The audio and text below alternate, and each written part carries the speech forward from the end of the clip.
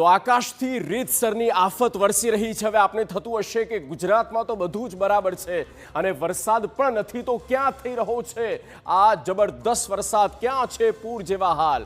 તો તેની વિગતો મેં આપને બતાવવા જઈ રહ્યા છે। આ વાત કરી રહ્યા છે આકાશી કહેરની, એટલે કે ઉત્તર ભારતની અને તેની આસપાસના રાજ્યોમાં ક્યાં છે જોરદાર વરસાદ। તો પહાડી રાજ્યોમાં જ્યાં એવી મેઘગર્જના થઈ કે એવા વાદળો ફાટ્યા અને તેના કારણે નુકસાની અપાર થઈ ચૂકી છે।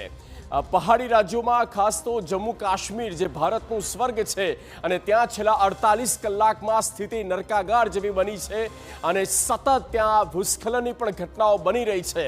વાદળ ફાટવાથી અનેકો એવા બનાવ બન્યા છે અને તબાહી જ તબાહી ઊભી થઈ ગઈ છે। લોકોનું જનજીવન અસ્તવ્યસ્ત થઈ ગયું છે। હિમાચલ પ્રદેશમાં જઈએ તો ત્યાં પણ સ્થિતિ હદ પાર બગડી ચૂકી છે। હિમાચલ પ્રદેશમાં પણ તોફાની એ આકાશી કહેર છે અને તેના કારણે જીવન પ્રભાવિત થયું છે। વાદળ ફાટવાના કારણે પૂર જેવા હાલ છે।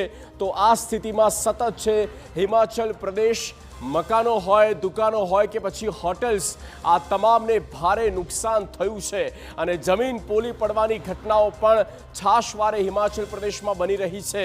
ફ્લેશ ફ્લડથી અનેક વિસ્તારો પાણી થયા છે અને કાટમાળમાં ફસાયેલા છે। કાટમાળ ત્યાં ફરી વળ્યો છે।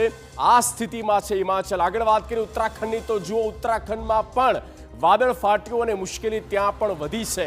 આ ઉત્તર ભારતના જે રાજ્યો છે, જ્યાં ઉત્તર કાશીના ધારાલીમાં ફરી એકવાર વાદળ ફાટ્યું અને ગત વર્ષે પણ ધારાલી કે જે ચર્ચામાં આવ્યું હતું, સમાચારમાં આવ્યું હતું, કાંગડાની વાત કરીએ ત્યાં 18 મકાનોને નુકસાન થયું છે। તો આ સ્થિતિ અત્યારે બની છે આકાશી આફત અને તેમાં મુખ્યત્વે આ 3 રાજ્ય જમ્મુ કાશ્મીર હોય, હિમાચલ પ્રદેશ હોય કે પછી હોય ઉત્તરાખંડ।